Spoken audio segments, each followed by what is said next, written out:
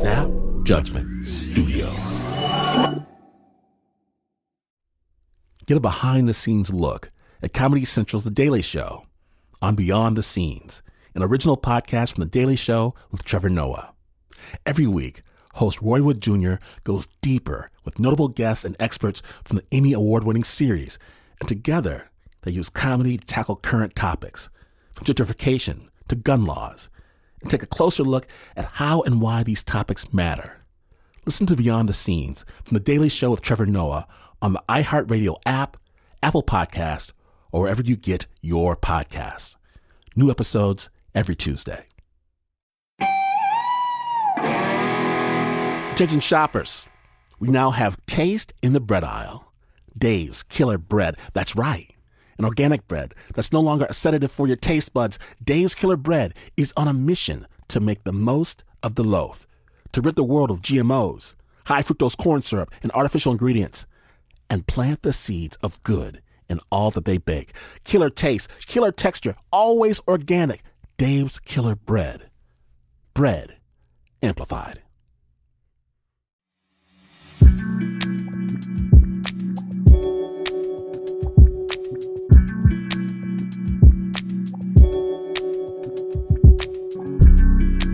Okay, so my dear friend, Sonia Van, she just sent me pictures of our crew back in the day. We're both 19 or 20. And I'm just going to tell you the God's honest truth about these pictures. I am gorgeous. Stunning. So good looking, so awesome, so electric. And it ain't even just me. We're all beautiful. There's Molly and Paul and Alicia and Shane and Ray and Yuko. Like, if you saw us, you'd be all, I want to hang out with them.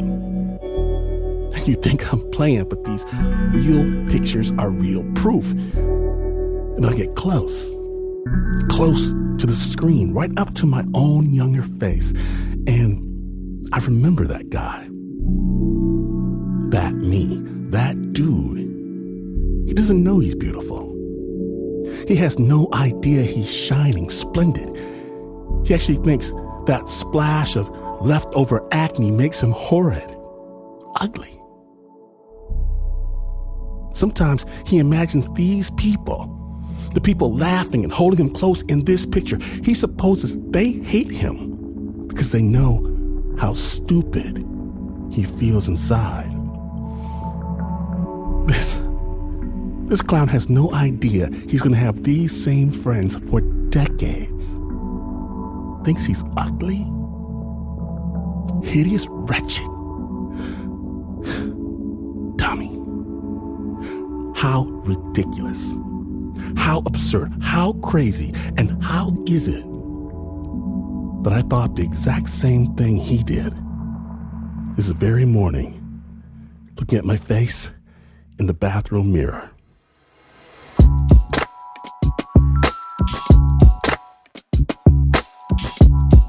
Today on Snap Judgment, we proudly present Beautiful. Amazing stories from the looking glass. My name is Glynn Washington, and the best advice I've ever heard, dance like you're gorgeous, even if you ain't, when you're listening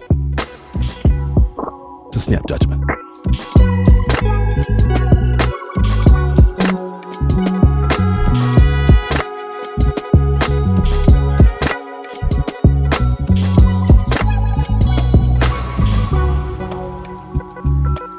First up, we hear from a Chicago performer with some serious chops.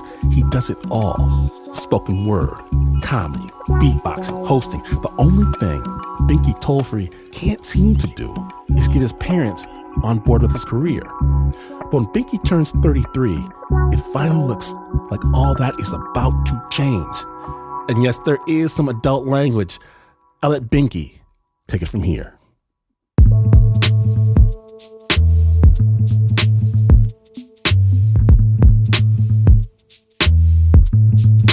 I'm the kid my parents called into the room to perform all the time. Like, Binkey, come in here and do the thing that you do. And I'm like, okay. And they were like, okay, get out of here. I'm like, okay, bye. So, like, I love doing that. I loved it. And it got to the point where I wanted to, every time I realized I had a new skill, I would want to go show it to them. I'm like, yo, check this out though. Did you see me put both my muscles up at the same time? That's crazy. I'll be back.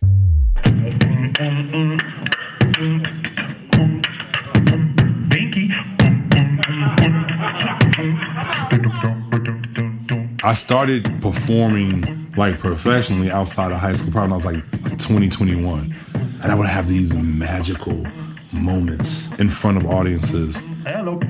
I would always ask my parents to come to my shows. Like, I would just come to my show. I want you to see it. I want you to see it. And my parents would be like, why? Like, why don't you get it? They wouldn't understand why I would stay up and do a free show until 2 o'clock in the morning, 3 o'clock in the morning, and then get up and go work a 9 to 5. The 9 to 5 was them. The 2 a.m. was me.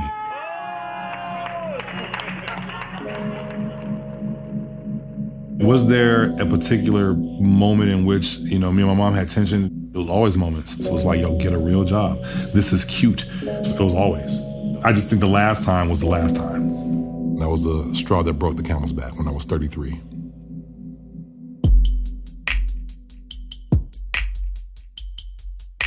I had just gotten signed to a talent agency. The audition itself was just like for a regular commercial, for like a Chips commercial or something like that. But the fact that I had an audition when I hadn't had any before was big to me. I'm actually making moves. I had just gotten off the phone about the audition, and I was outside actually. Jazz was in the air. The breeze was perfect. It was right off the lake. Birds were chirping. Man, it was just beautiful.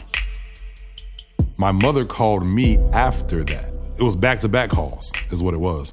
One call was the audition, and the other call was my mother.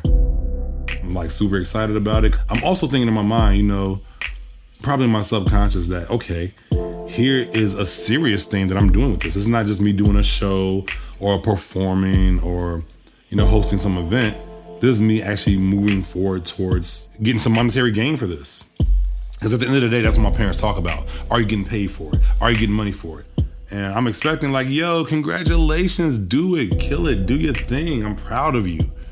Like every kid wants from their parents. But she said, do you have a 401k plan? And I was like, come on. So angry. We start arguing. We ended up hanging the phone up on each other. I called one of my best friends and I'm just like, yo, bro, I'm sick of this shit. Man, every time I call, every time I want some support, he was like, just write about it. I'm like, write what? He's like, don't matter, just write. I was like, fine. I walked home and I sat down, I just started writing. Next thing you know, I look at what I wrote and it was basically a discography of my life up until that moment. Girlfriends I've had, places we've lived, my siblings, my parents, who they are to me, and my perception of them. After I'm done, I read this thing. I'm the only artist in my immediate family. Ding, ding, ding, ding, ding, ding. Oh, that makes sense. It provides immediate empathy for me at the moment. My parents are blue-collar workers. Okay, this is why she talks to me that way. That generation didn't talk about their feelings. They just had to keep their nose down and they just worked. There has to be somebody that gets me though. I think it's time to go find out who that is. My parents always talked to me and they were always open about adoption. I was even in an adoption documentary when I was a shorty. They always told me when I turned 18, they was like, you can legally search for your biological parents. But when I turned 18, I didn't feel like it was something that I needed to do. I had a great childhood, I was raised by beautiful Black parents with, love and affection. I feel like I'm good. But growing up in my house where so many different type of people from so many different backgrounds, foster kids, children, grandchildren, mother, father, grandmother, sometimes you get lost in the fold. There was a void that I didn't know was there that didn't affect me until I was 33. And I just want to feel seen. Why, and who more would you want that from than from your parents? I was ready to ask about my biological parents.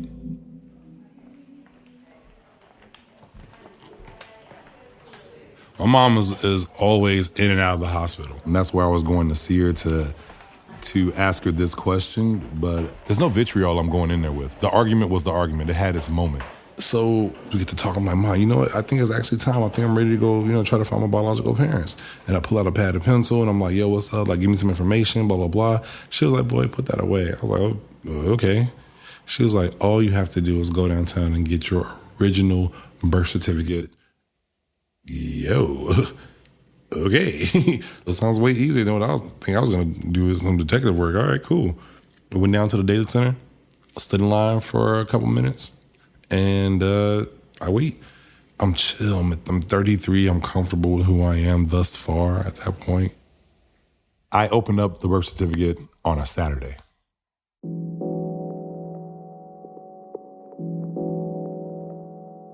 My name originally was Marcus Levon McKeever. I was like, Marcus? Do I like a Marcus? I just started looking in the mirror. Do I look like a Marcus? I could be a Marcus. I'm definitely a Lawrence, but I could be a Marcus. Then I look at my biological mother's name and it says Samata McKeever. I was like, Samata? That sounds exotic. Samata. I immediately start looking things up. My girlfriend at the time, I give her the information too. She was like, do you mind if I look for stuff? I'm like, yeah, go ahead. And this is the age of technology. We're in an immediate gratification type of times. 10 minutes go by and I'm not finding anything on Samata McKeever. I'm getting frustrated. Another name pops up and it says Barbara Acklin. I'm like, what is this? I'm trying to find Samata McKeever. My girlfriend actually finds something. She calls me. She says, I found something. Can I send it to you? I was like, yo, absolutely not. Okay, no. This is my little journey, so no thank you. Keep it to yourself. I'll find it. Wait, but why? Because why didn't you want her to help? Because I wanted my own journey to be my own journey, Like I want to be the one to open the treasure chest. I'm getting frustrated. I'm not finding things I need to find. I was like, fine. It's a discography of the woman Barbara Acklin. So comes to find out this lady was a superstar in the 60s and the 70s. She was with Chess Records that was in Chicago, responsible for such names as Muddy Waters and Chuck Berry and Etta James. She wrote the song, Tell Me Have You Seen Her? That song, she wrote it. I see her face everywhere I go, on the street and even at the picture show. Have you seen her? Tell me, have you seen her? Oh, I hear her. I'm like, this lady is amazing. Okay, what up? What about her? And I'm reading through the whole thing and I don't get it. What is the correlation between Barbara Acklin and my biological mother?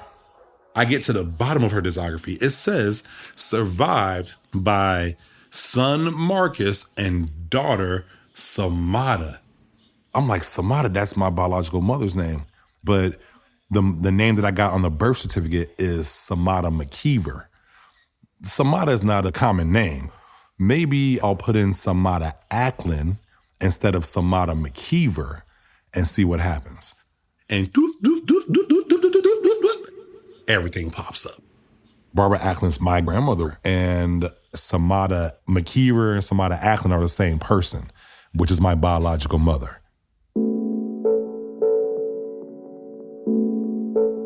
Her Facebook, her Twitter pops up, pictures of her. I'm on her Facebook page and I am in this moment. This moment is just crazy. I can't touch it. It's hard to describe, but I'm floating. First of all, she's beautiful. She has a very symmetrical face, nice cheekbones, like really pretty eyes, almond-shaped eyes, a gorgeous smile, a really gorgeous smile, and just like a warm, you can see in her pictures that she's warm. She's got pictures with Bill Clinton, she's got pictures with Bernie Mac, and not like regular, like kicking the pictures, you know what I mean? Like, she's an actress, she's a singer, she's a model. I'm like, this is fucking crazy. This is crazy. This is crazy. When do you see that she's in Chicago, and what is that like? She's in your city. I never even had the thought that she would not be, to be honest. Black people are very influential, but we're only 12% of the population. So I figured I would find her. I see on her page that she had not been active on that page in like 2 or 3 months. But I also saw on her page that she hosts an open mic on Sundays. The fact that she hosts open mics blows my mother effing mind in the first place. Because that's one of the things that I do the most. The name of the open mic, it was Soul Sundays. The name of my open mic at the time was Soul Speak. How is hosting open mics hereditary? Explain that to me. My whole body was vibrating as I'm reading all of these things, looking at these pictures. I see that she has done or is doing all the stuff that I have done or am doing or want to do. I had to stop and just close my eyes and breathe. Because it was kind of surreal and very unbelievable. Confirmation, that's really what it did.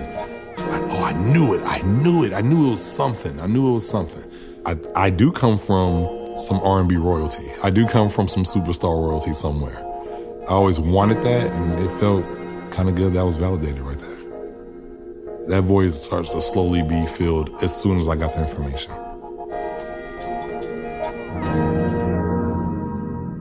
I'm going to this open mic. I'm going. I could have texted her, I had her information right there, but I didn't. I was like, nope, I was going to pop up.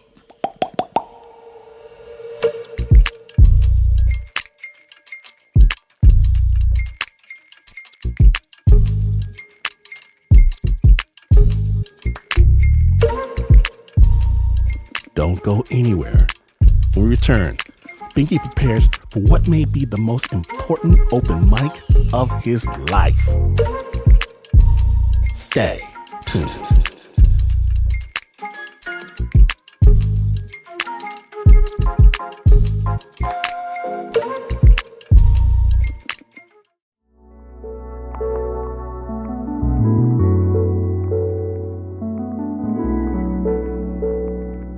Welcome back to Snap Judgment, the beautiful episode.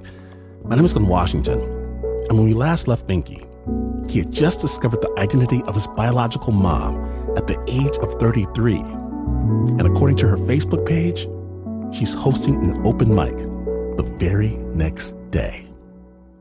Snap Judgment.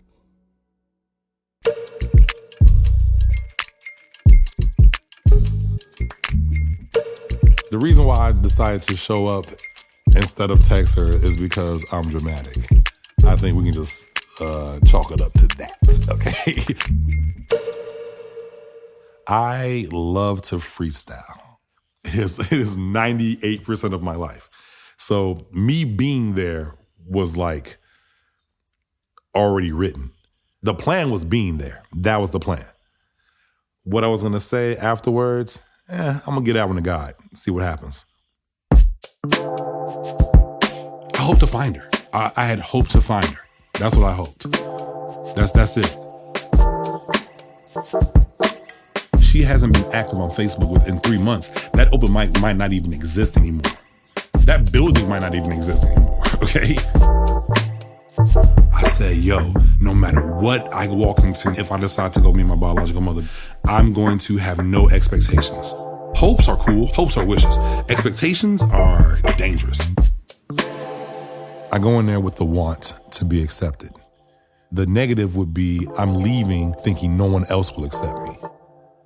If you go in there pistol half cocked, just be prepared for anything. What's the danger of not being prepared? Going in there without preparing could be detrimental for the rest of your life. We are all searching for this identity, especially as Black people in America, knowing their great-great-great-great-grandfather's lineage. You know, people take that for granted when you have that. We're all searching for identity.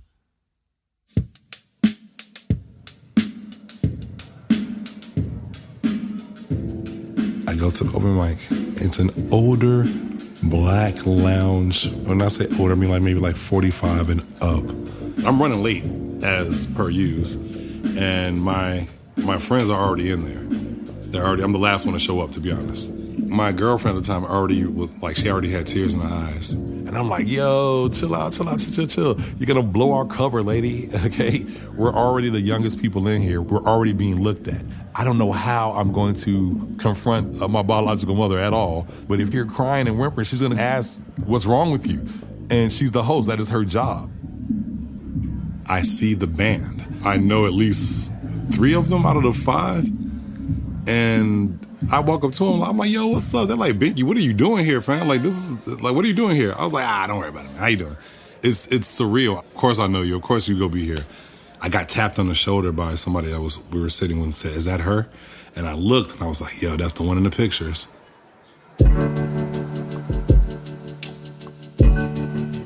It's like slow motion. She's shaking hands and kissing babies and shit like it's the whole host thing. It's what I do. Things stop. Every time she smiles, I see myself. It's my first time seeing somebody in the flesh who looks like me.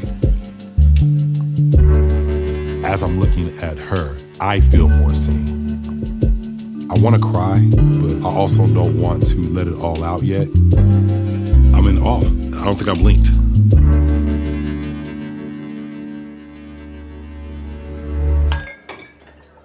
She comes over to us. She comes over to us first, before anything else happens. And she says, hello. We was like, hello. People were stuttering. And she was like, where are you? Who are you guys? We're just a ragtag group. Heard wanted to come to the open mic.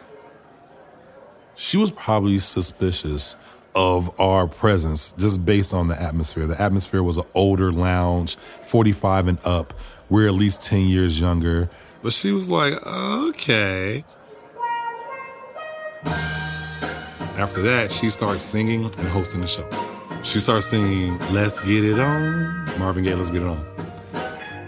So what she does is she sings, Let's Get It On. She has the microphone to men in the audience, and they get the, let's get it on, that type of thing. So they have like a quick little back and forth. She gets the microphone back to them, and she gives it to a couple of men in the audience, just, working the crowd. And I'm watching like, this shit is crazy. I have a whole opener that I do that is crowd participatory. And I'm watching her do this like, yo, I do that. She makes her way around to me and sings, Let's Get It On. Hands me the microphone. Everybody was on the edge of their seat like, what is this? What's about to happen? As I'm sitting there, I'm like, wait a minute. My biological mother is in front of me, and she is expecting me to sing with her, Let's Get It On. Oh, no. That's not a good look. How do I get out of this? How do I get out of this awkward situation? She hands me the microphone, and I go, let's get it on. Let's get it on. And she takes the microphone back like, okay. Wipes the microphone on her chest. All right, thank you. And walks away. I'm like, ooh, that was close. The reaction of the crowd after I was done, I have no idea. Because I had to get out that situation. I know what my friends' reactions were, and it was pretty much the same as mine. And it was like a, whew, okay. It's like we walked backwards from a cliff. There's not a microphone that I won't touch if it's on. There was no way me and the friends that I brought with me weren't going to get on that microphone. We're in our element. This is what we do. She has to call names up to perform. And then she called my name. I lost breath in that moment when she called my name because, she had never said it. I perform, and I rock with the band. I'm like, drums, give me some. Guitar, give me some. And then we just rock that way. It was fun. I see the approval on her face when I am performing. I'm not gonna lie. I was giddy. That meant everything. Around 11:30, 11:45, she goes back to the back of the room for the first time. And something hits me and just like, yo, what are you waiting for?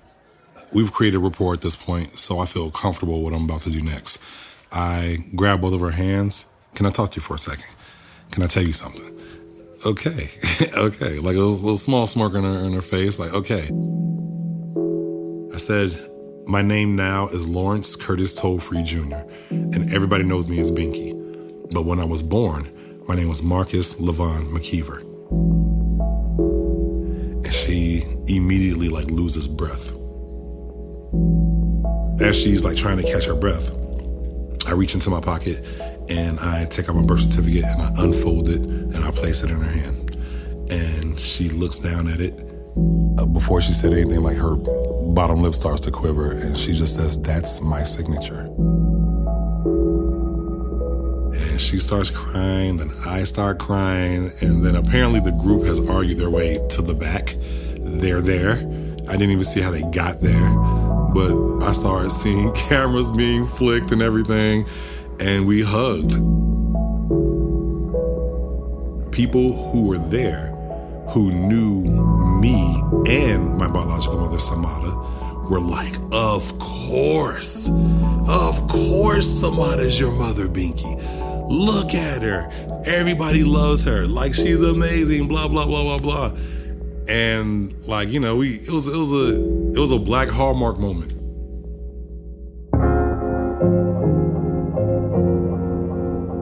We went through a whole bunch of things that we talked about. She buried her father a day or two before she and I met. A death and a birth, you know what I mean? I held her hand and walked into her car and opened the door for her, and she got in and I hugged her and I walked back with just, you know, just a serenity about myself, just feeling,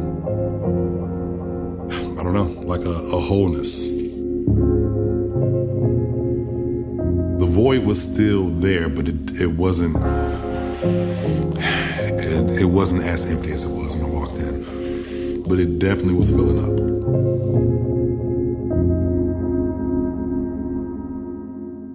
She called me the next day.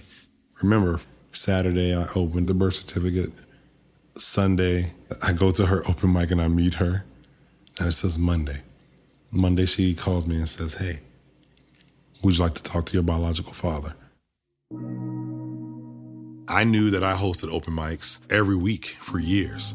So I'm the one that asked them. I said, would you guys be cool with coming to see me perform and see my open mic and see like what I do now? And they were like, yeah, 100%. My parents are my parents. But I met my biological parents and we love each other. You know what I'm saying? We sincerely love each other. And they are here tonight. Can y'all stand up, please? Can y'all stand up?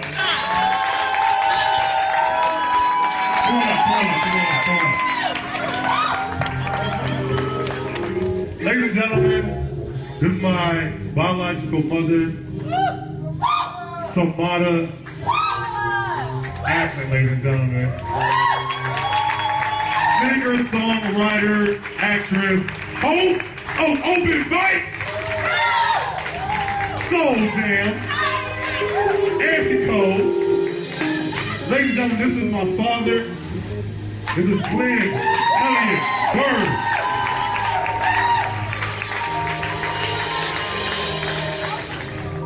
3 days. This is a span of 3 days that changed my whole everything. And I love you. I love you. And man, I'm happy for this. I'm happy for this. So, ladies and gentlemen, clap it up. Clap it up. Clap it up.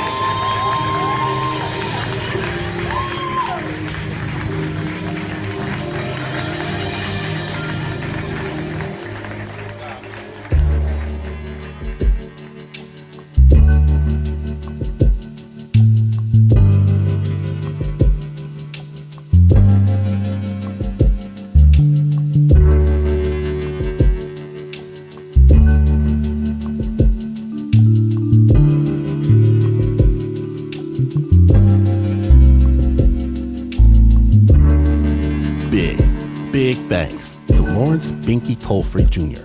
for sharing his story with the Snap. Binkey is a comedian, music maker, actor, and globe-trotting minister of all things dope. To learn more about where to catch his latest radio shows, open mics, and other projects, check out our website, snapjudgment.org. You may have heard the piece featured a couple classics, Let's Get It On by Marvin Gaye and Have You Seen Her by the Shylights, which was written in part by Binkey's grandmother, the great Barbara Acklin. The original score for this story was by Pat Mesiti-Miller. It was produced by Regina Bediaco.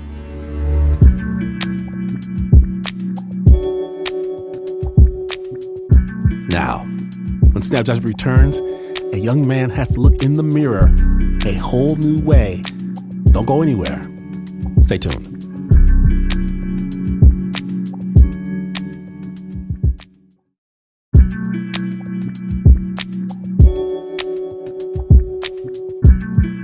Welcome back to Snap Judgment, the beautiful episode. For our next story, we go to Snap's resident youngin' and adultish podcast host, Nygel Turner, tells a story about how he discovered his own truth. Sensitive listeners should know this story does contain graphic imagery. Nige, the stage is yours.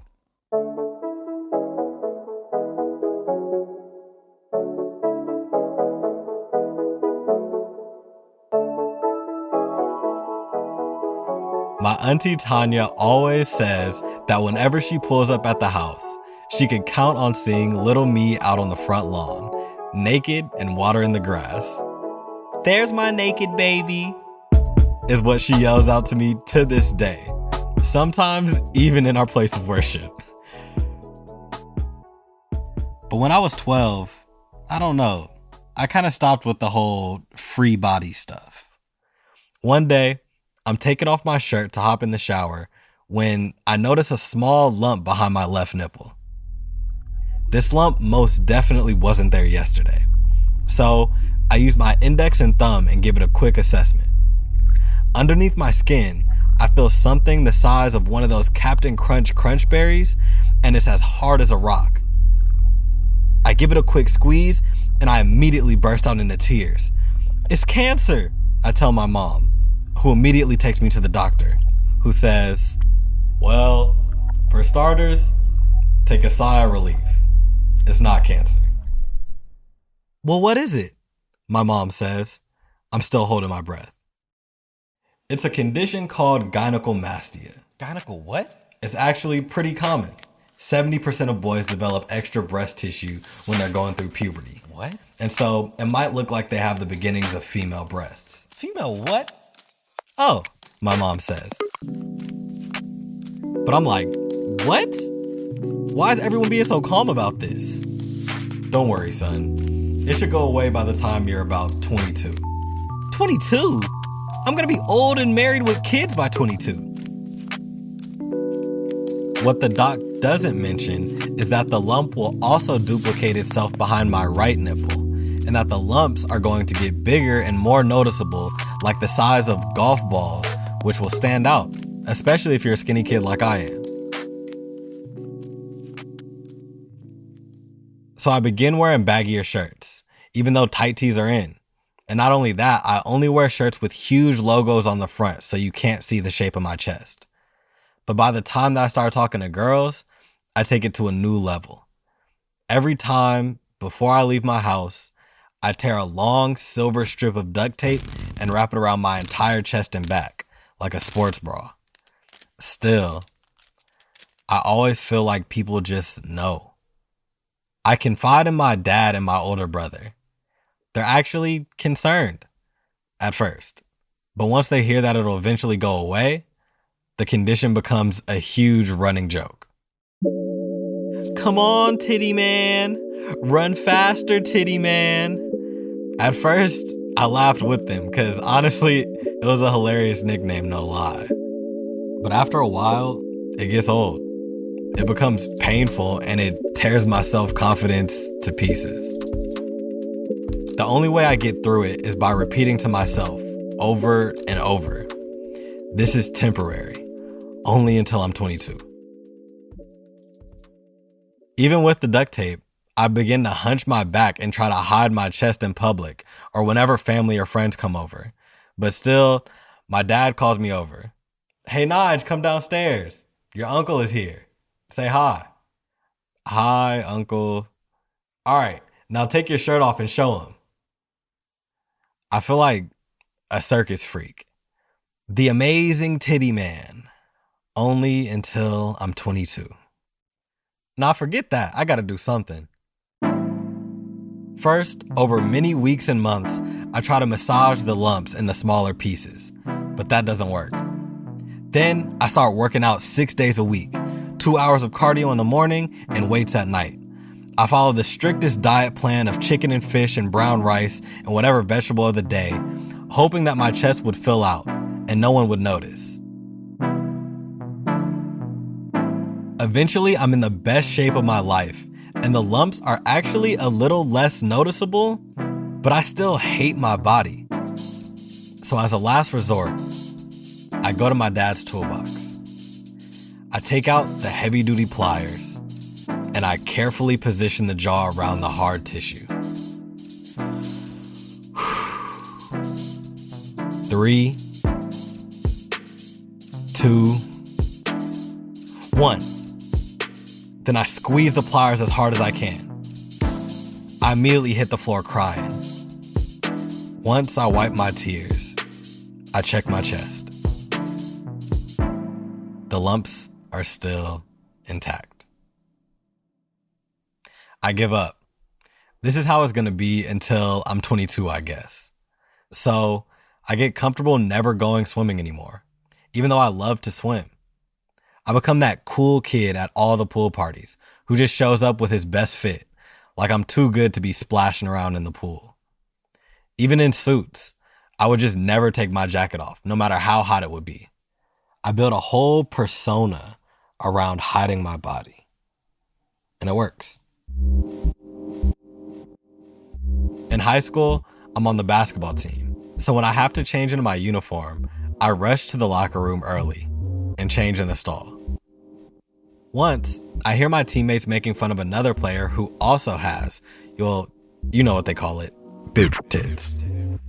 I'm surprised to learn one of my friends around my age has gynecomastia. He's never mentioned it to me, and I've never, done a close chest examination.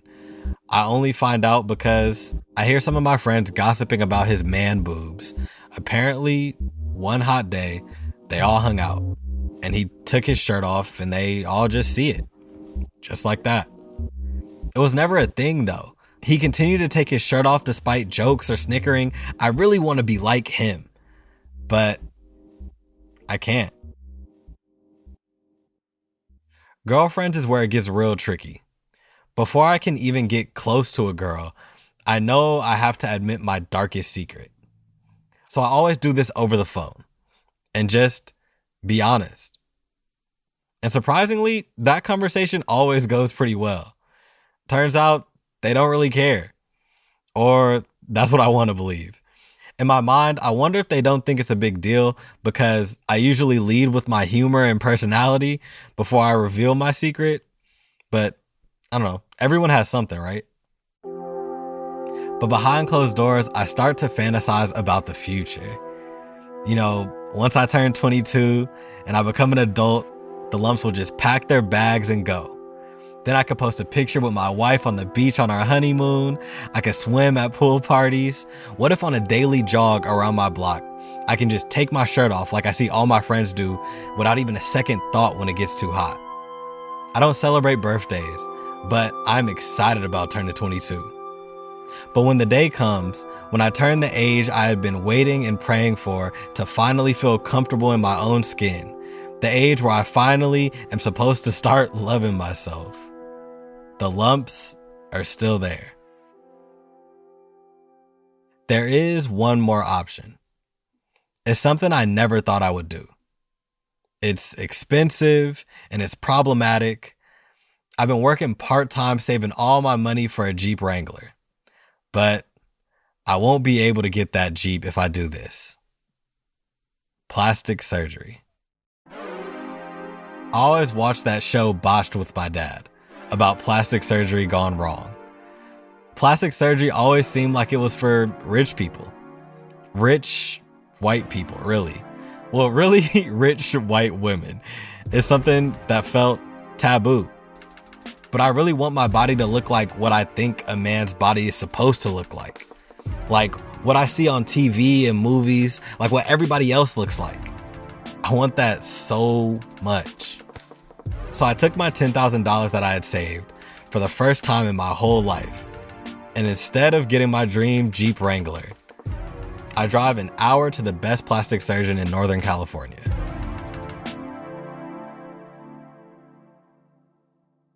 The waiting room is full of middle-aged women and me. I'm scribbling down questions to ask my doctor before he puts me under. Basically wanting to make sure that I don't die in here. Honestly, I'm pretty scared. Why didn't I just buy that Jeep? No. Invest in yourself, Nygel. Invest in yourself.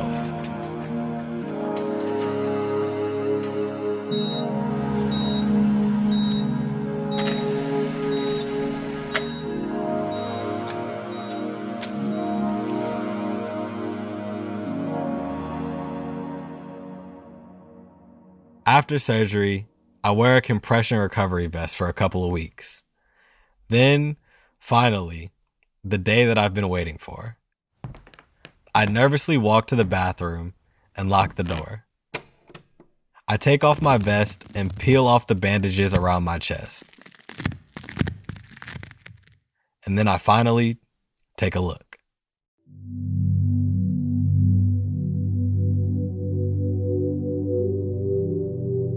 I feel amazing. I finally love my body. I finally love myself. And I don't know how to really describe it, but I kind of finally feel whole. I start working out again after I heal, looking at myself every day in the mirror, flexing, taking shirtless videos and putting them on Snapchat for the first time in my life. But then I'm looking at a picture of myself, my happy self, and a new kind of self-hate starts to creep in. Why am I acting like this is some kind of accomplishment? I'm smart. I'm not a follower, but I was willing to spend $10,000 to change my body so that I would make more sense to myself when I look in the mirror. That blows my mind to this day. I get ready to go to a pool party at a friend's house.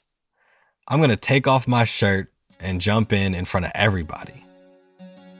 I hop into my car, 2006 Honda Accord, and roll out, windows down. And the check engine light comes on again. Sometimes, I still wish I could have just got that Jeep.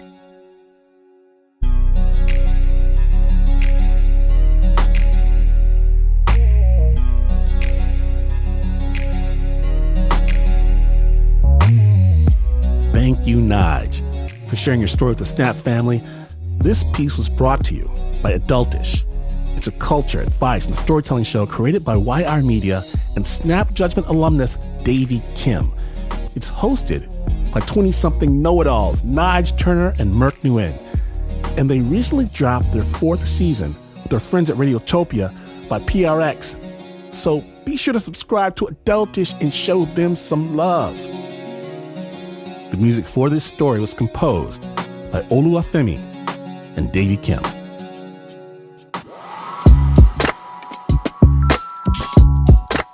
Oh yes, it happened again. But if you're looking for a friend to hold you through to the next stop, to the next town, the next partner, or the next adventure, look no further. There are hours of amazing storytelling and a whole community just waiting for you to jump into the pool. All of it on the amazing Snap Judgment podcast. Subscribe because someone's story might change your life. It certainly changed mine. And someone close to you wants to let the world know they snap, and finally you can give them the Snap t-shirt or even a Snap pin of their heart's desire. Available right now at snapjudgment.org. Snap is brought to you by the team that always uses lots and lots of product. Except for the Uber producer, Mr. Mark Ristich. He only uses soap and water. Pat Mesiti-Miller, Anna Sussman, Renzo Gorio, John Facile, Shayna Shealy, Marissa Dodge, Nika Singh, Teo Ducat, Flo Wiley, Nancy Lopez, and Regina Bediaco. Wow, this is not the news. No way is this the news.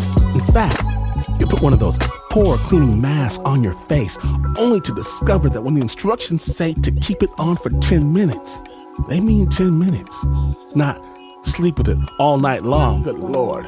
All that and you would still not be as far away from the news as this is. But this is PRX.